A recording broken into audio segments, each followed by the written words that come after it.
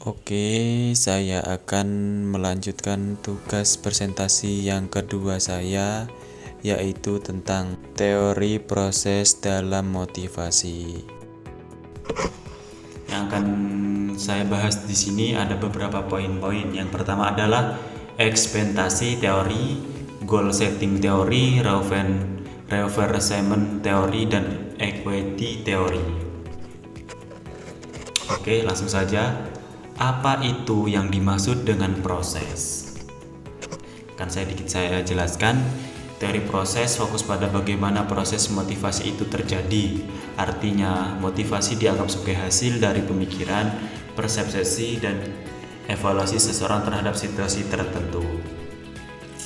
Oke, yang pertama ada ekspektasi teori ataupun teori harapan. Teori ini menjelaskan mengapa seseorang termotivasi untuk bertindak atau bekerja keras berdasarkan harapan mereka terhadap hasil yang akan didapat. Di sini ada 3 komponen. Yang pertama itu akan saya jelaskan tentang ekspektasi. Ekspektasi kan biasa sering kita dengar ekspektasinya terlalu tinggi, terlalu gini lah, ekspektasi itu. Terus ekspektasi itu apa sih? Ekspektasi usaha mereka atau menghasilkan kinerja yang baik.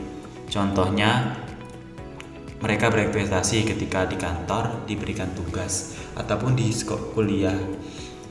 Ketika di kampus diberikan tugas dengan dosennya. Nah, dia berekspektasi bisa mengerjakan semua tugas-tugasnya itu. Nah, itu bisa disebut dengan ekspektasi.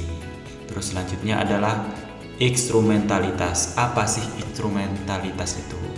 Saya langsung memberikan contohnya saja biar mudah.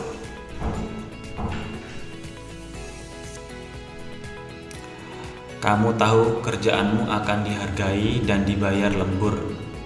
Lah kan itu contohnya instrumentalitas. Selanjutnya ada valensi. Valensi itu seperti kayak bonus lah. Seumpamanya bonusnya worth it, aku pengen itu. Lah, seperti itulah kira-kira. Oke, yang selanjutnya adalah goal setting theory atau teori penentuan tujuan, dikembangkan oleh Edwin Locke. Teori ini menyatakan bahwa tujuan yang jelas dan menantang akan mengingatkan kinerja seseorang. Langsung saja saya akan berikan contohnya. Contohnya. Misal kamu kerja di dalam tim marketing.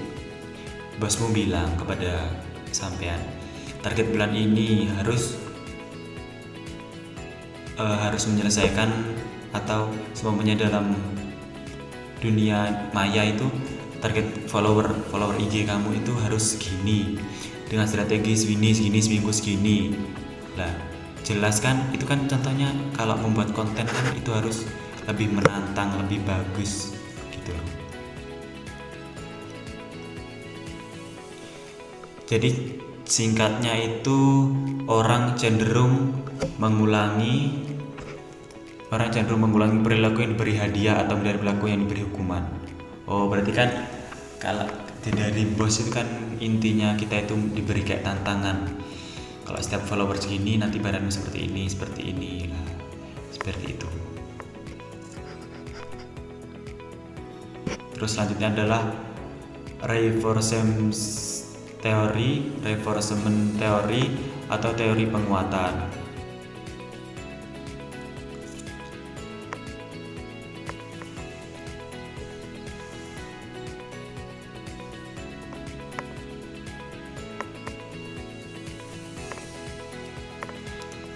Dikembangkan oleh B.F. Skinner. Teori ini menyatakan bahwa perilaku seseorang ditentukan oleh konsekuensi yang diterima setelah melakukan sesuatu. Singkatnya, orang cenderung mengulangi perilaku yang diberi hadiah dan menghindar. Berarti gini, sebabnya kan kalau kuliah itu ada IPK, lah kan ketika IPK-nya bagus, kan dia akan lebih giat belajarnya atau lebih semangat lagi. Sebabnya di kelas paling pinter lah.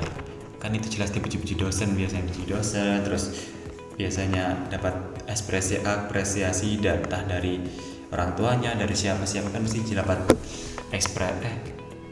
apresiasi, jadi kan lebih semangat lagi mereka. Terus selanjutnya ataupun terakhir yaitu teori keadilan.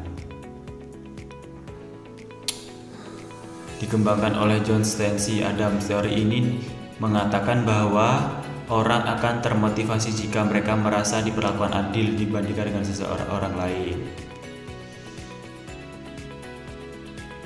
Contohnya sederhana, kamu dan temanmu kerja di posisi yang sama. Kamu kerja keras, sering lembur, temanmu kerja santai tapi gajinya tinggi. Kan jelas kamu kan ada perasaan iri lah. Sama aja kalau kita di kelas, terus kita sama-sama belajar, sama-sama mencari nilai yang bagus dan terbaik. Cuman kadang nilainya nggak sesuai. Teman kamu yang santai-santai, yang ngopi, cuman nilainya lebih bagus dari kamu. Kan jelas kamu punya perasaan iri, bilang oh nggak adil, oh nggak gini, oh gini gitu jadinya kan.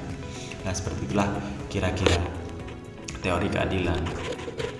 Kesimpulannya, teori proses ngajarin kita bahwa motivasi bukan cuma soal kebutuhan, tapi juga soal bagaimana seseorang berpikir, merasa dan membandingkan. Dengan memahami proses ini, kita bisa lebih bijak dan dalam mengatur tujuan, memberi umpan balik, dan menciptakan lingkungan yang adil. Kan jelas sih, motivasi itu adalah suatu kegiatan yang menguntungkan lah kalau bagi saya. Seperti itu kira-kira. Cukup sekian dari saya. Akhirul kalam. Wassalamualaikum warahmatullahi wabarakatuh.